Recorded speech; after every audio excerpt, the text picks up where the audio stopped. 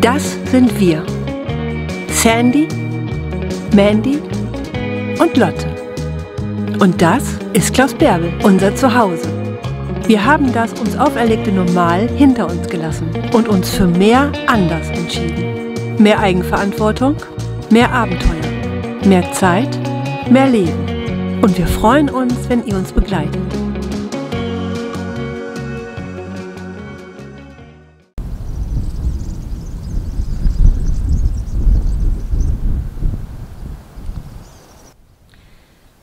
Weil es hier so unglaublich schön ist, befinden wir uns immer noch im Parc de Salud der kleinen Stadt La Jolla in Spanien. Und so wunderschön es hier auch ist und so nett und freundlich die Menschen in diesem Ort auch sind, denen man so begegnet hin und wieder, umso unfassbarer ist das, was einer jungen Frau hier vor einigen Tagen passiert ist, quasi einer Nachbarin von uns. Man hat ihr während ihrer Abwesenheit böswillig und mutwillig den Camper angezündet. Und was an dem Tag so passiert ist, wie es möglicherweise dazu kam, das erzählt sie uns jetzt am besten selbst. Christine, wir sitzen hier vor deinem abgefackelten Camper, der mittlerweile, muss ich sagen, schon wieder recht gut aussieht. Der sah ja viel, viel schlimmer aus. Aber dazu kommen wir gleich. Erzähl uns doch erstmal ein bisschen über dich. Wer bist du? Wo kommst du her? Was machst du auch hier in Spanien? Ja, Mandy, dann will ich dir mal erzählen, wie das so war bei mir. Also ich habe mir letztes Jahr im Mai einen großen Wunsch erfüllt und mir einen Camper gekauft. Und dann hatte ich in Deutschland noch über den Sommer gearbeitet. Und im Herbst war dann für mich die Frage, was ich tun möchte. Ich habe mich dann dafür entschlossen, für die nächsten Monate nach Spanien zu gehen und zu reisen. Ja, und das habe ich dann auch realisiert. Im November habe ich meine Reise angefangen und reise jetzt langsam durch Spanien.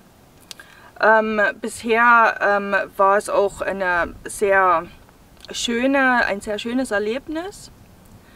Ja, und am Ende Januar bin ich hier in dieses kleine Örtchen La Jolla gekommen. Ja, einfach, ich wollte ein paar Tage bleiben, weil es ist ja auch ein sehr schönes Wandergebiet. Das stimmt. Und ja, die Ecke hat mir dann auch gut gefallen. Nun habe ich festgestellt, dass hier Arbeiter an dem Picknickplatz am Gange sind und habe dann auch mal nachgefragt, was es damit auf sich hat. Und mir wurde von dem Fest erzählt, was sie am 2.2. feiern. Das Fest der Virgen de la Salud oder Christen nennen es Maria Lichtmess. Mhm. Ja, also war ich natürlich gleich sehr fröhlich darüber und bin auch geblieben. Am 2.2. das Fest war wunderschön.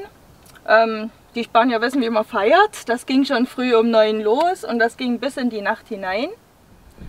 Also du bist auf dieser Feierlichkeit gewesen, da oben. Und erzähl doch mal so ein bisschen, wie es da war, wie der Abend so abgelaufen ist. Also die Feierlichkeit war super. Beziehungsweise, entschuldige bitte, wann hast du festgestellt, dass hier irgendwie ein Wohnmobil brennt, beziehungsweise dass dein Wohnmobil brennt? Das würde mich mal interessieren. Ja, also jetzt erstmal der Tag, die Feierlichkeit war super. Also ich bin ja da auch mit einigen Leuten dann ins Gespräch gekommen. Also ich habe einige Leute kennengelernt und ich muss sagen, die Leute hier aus La Jolla sind wirklich sehr, sehr nett gewesen zu mir. Wer wenigstens etwas Englisch konnte, hat sich auch versucht mit mir zu unterhalten.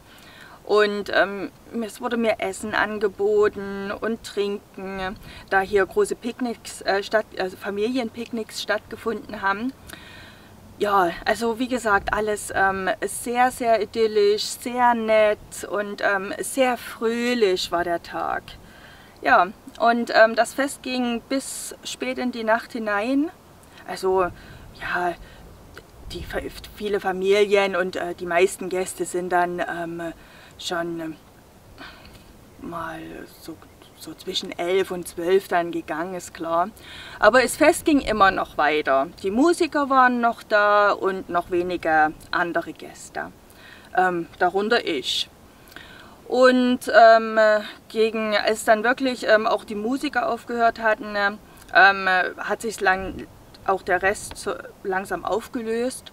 Als auf einmal aufgeregt ein Mann kam, da unten brennt ein Fahrzeug. Wow, das war natürlich erstmal ein Schock, obwohl ich in dem Moment nicht gedacht habe, dass es mein Fahrzeug ist. Ich wusste, ich habe keinen Herd angelassen, das mache ich nie. Ich wusste, ich habe keine Kerze, ich habe keine Probleme mit der Elektrik.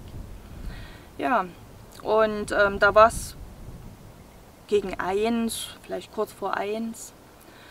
Und ja, dann sind wir runter zu dem Parkplatz. Ja, der Parkplatz für Gäste ist hinter einem Hügel, also abgetrennt von dem Festgelände, nicht einsehbar. Und als wir dann runtergekommen sind, habe ich schon gesehen, ach du Scheiße, der ganze Parkplatz ist leer. Und hinten brennt ein Fahrzeug und ich wusste, mein Camper steht da hinten. Dann wusste ich natürlich, es ist mein Camper.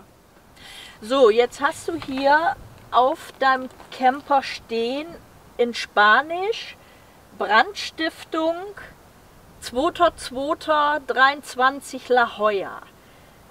Das war ja vorher nicht da, das hast du drauf geschrieben. Ja.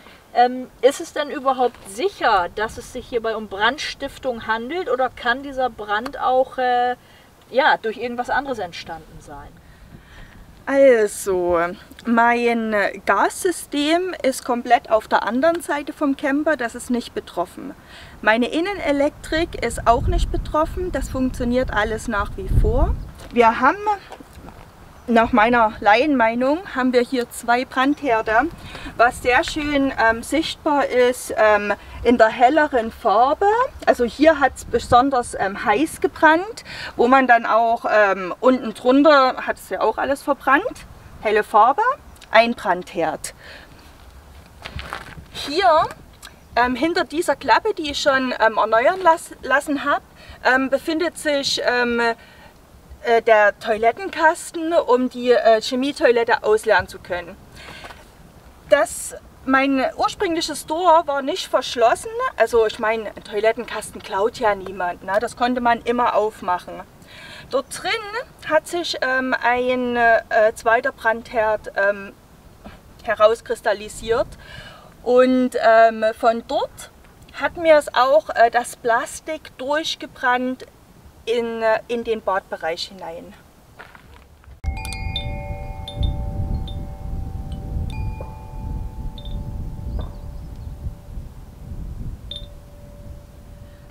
So, jetzt stehen wir also im Camper und wollen uns mal das Bad von innen anschauen. Ich habe natürlich schon wieder notdürftig repariert, damit ich es erstmal wieder benutzen kann und habe auch die Verbrennung mit Farbe übersprüht, damit damit dieser verbrannte Plastikgeruch rausgeht.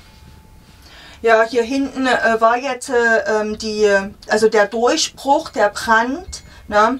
Und es ist ersichtlich, das war der Toilettenkasten unten drunter, der gebrannt hat. Also wir haben von diesem ganzen Spektakel sehr wenig mitbekommen. Wir haben an dem Tag, es war hier ein Trubel ohne Ende, hier sind wirklich mehrere Ebenen, wo man extra für die Autos, die hier dann alle nachher geparkt haben, mit Kreide Parkplätze eingezeichnet hat. Und das ist hier sonst total einsam und ruhig und hier sind wenig Menschen, die hier mal mit Fahrrädern fahren oder mal lang walken morgens. Und es war den ganzen Tag über hier unheimlich viel Verkehr. Also alle 3 Ebenen standen voll mit Autos. Hier war, teilweise haben die in 2. Reihe geparkt. Also hätten wir mit dem Wohnmobil losfahren können, wir wären hier gar nicht rausgekommen. So, und wir sind dann abends ins Bett gegangen, ungefähr so um 11 Uhr, sind nochmal mit Lotte rausgegangen und haben dann festgestellt, dass alles weg ist. Also es war nicht ein einziges Auto mehr da. Wir waren wieder ganz alleine, also Christines Camper und wir standen hier noch und ansonsten waren wirklich alle wieder weg. Und ja, und wir sind dann ins Bett gegangen von dem eigentlichen Brand, der ja Luftlinie 100 Meter weiter stattgefunden hat. Und auch als die Feuerwehr dann hier war und die Polizei ohne Sirene, da haben wir überhaupt gar nichts von mitbekommen. Wir sind am nächsten Morgen aufgestanden, sind rausgegangen und haben dann dieses verbrannte Wohnmobil gesehen. So, und dann haben wir nämlich auch erst gedacht, da liegt eine Leiche drin. Ja. So, nun ist es mir unbegreiflich, wie man sowas machen kann. Es ist wirklich, also man muss schon wirklich krank im Kopf sein, um einfach irgendeinen Camper anzuzünden. Und jetzt ist meine Frage an dich, du kommst nicht aus Spanien, du bist hier völlig fremd in diesem Ort, du hast hier keine Feinde, denke ich mal. Hast du irgendeine Ahnung, wer in der Lage ist oder wer imstande sein könnte, sowas zu tun? Das ist natürlich eine gute Frage und selbstverständlich habe ich mir darüber auch Gedanken gemacht, logisch. Wie schon gesagt, ich bin wenige Tage vorher hier in diesen Ort gekommen. Ich kannte bis dato niemanden hier. In den ersten Tagen, wo ich hier übernachtet habe und geblieben bin, bin ich wandern gegangen und habe mir die Gegend angeschaut. Ich hatte wirklich minimal Kontakt zu anderen Leuten. Das hat sich ja dann an dem 2.2. geändert, als dann das große Fest war. Und ja, im Großen und Ganzen hatte ich nur freundliche Kontakte. Bis auf bis auf 2 Leute. Ich hatte, da war es schon um Mitternacht, hatte ich Gespräche mit 2 jungen Männern. Speziell ein junger Mann war sehr interessiert an mir. Der hieß Delfin und er war mit einem Freund von ihm da auf dem Fest und die konnten beide jetzt nicht super gutes Englisch, aber der Freund ein bisschen besser als Delfin.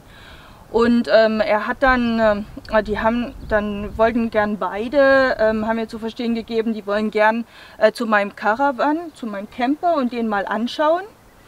Es war mitten in der Nacht, ich habe gesagt, nee, das wird nichts. Und die beiden Männer, der Delfin wollte mich auch gern küssen. Er hat mehrfach angefangen, ob er mich küssen kann, was ich abgelehnt habe. Und auch mehrfach ging es darum, lass uns zu deinem Camper gehen. Wir können auch zu deinem Camper gehen und dort küssen. Ich habe denen dann eine Abfuhr erteilt und habe gesagt, dass ich abend allein zu meinem Camper gehe. Ja, habe das denen zu verstehen gegeben, habe die dann auch da stehen lassen und bin in das Nachbarzimmer gegangen zu den Musikern und habe mit der Musikergruppe noch vielleicht eine Dreiviertelstunde oder so noch weiter gefeiert und dann war das aber langsam eben auch vorbei. Also, ja, vorbei. Und habe mich dann auch nicht weiter um die 2 Männer gekümmert, weil, ja, wie gesagt, das war jetzt so der einzige negative Kontakt, den ich hatte. Naja, da hat man dann natürlich schnell auch eine gewisse Vermutung, ne? Wer das gewesen sein könnte, aus Trotz. Ich meine, es gibt ja vielleicht Menschen, die mit einer Abfuhr nicht umgehen können, man weiß es nicht.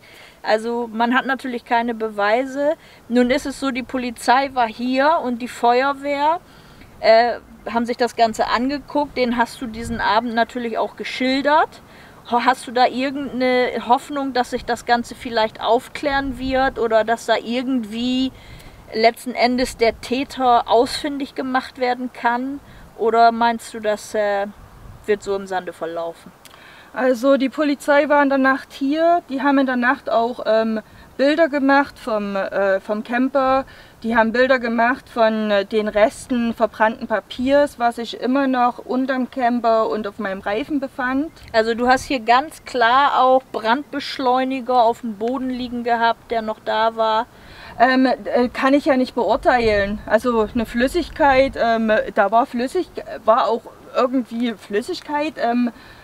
Aber was das nun jetzt war, das könnte alles sein, das kann ich überhaupt nicht beurteilen. Also ich weiß, dass da, also habe ich auch selber gesehen, Papier, liegt ja noch einiges rum.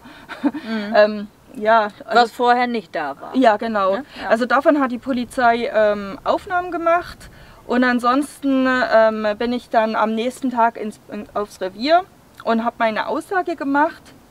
Und das war's. Also es kam kein Sachverständiger, der eindeutig festgestellt hätte, was die Brandursache ist.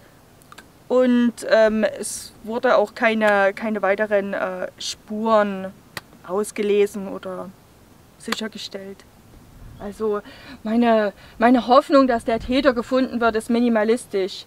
Ja. Ja, so ist es leider ja meistens, dass sich um solche Sachen nicht wirklich intensiver gekümmert wird. Es lohnt sich nicht, wie auch immer. Ich meine, wie geht das denn jetzt weiter? Wer kommt für den Schaden auf? Hast du eine Haftpflicht oder hast du eine Teilkasko? Es gibt keinen Täter, den man irgendwie greifbar, man hat vielleicht eine Vermutung, aber man hat natürlich keine Beweise und das Ganze wird sich mit Sicherheit auch irgendwo im Sand verlaufen, weil die hiesige Polizei sich da, ja, ist ja jetzt auch schon eine Zeit lang her und man hat nichts mehr gehört, also ich denke nicht, dass da noch irgendwas kommen wird. Hast du irgendwie, kannst du sagen, wer für diesen Schaden aufkommt? Kommt da überhaupt jemand für auf oder bleibst du da nun drauf sitzen? Also auf meinen alten Camper habe ich nur eine ganz normale Haftpflicht laufen mit Schutzbrief. Der Schutzbrief hat mir insofern jetzt weitergeholfen, dass das Fahrzeug erstmal wieder in Fahrbereitschaft versetzt wurde. Da waren ja Kabel, Sachen durchgebrannt. Ich konnte ja gar nicht losfahren.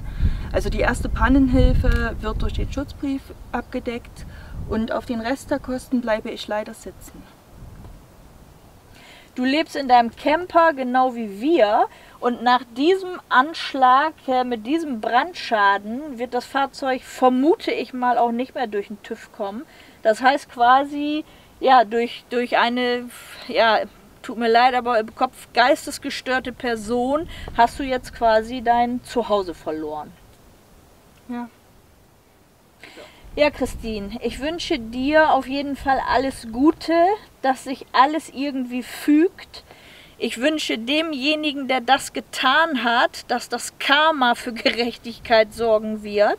Ich bedanke mich bei dir für das Interview und wir sehen uns, wenn ihr wollt, nächsten Sonntag zu gewohnter Zeit wieder und dann aber mit wieder etwas erfreulicherem Content. Euch eine schöne Woche.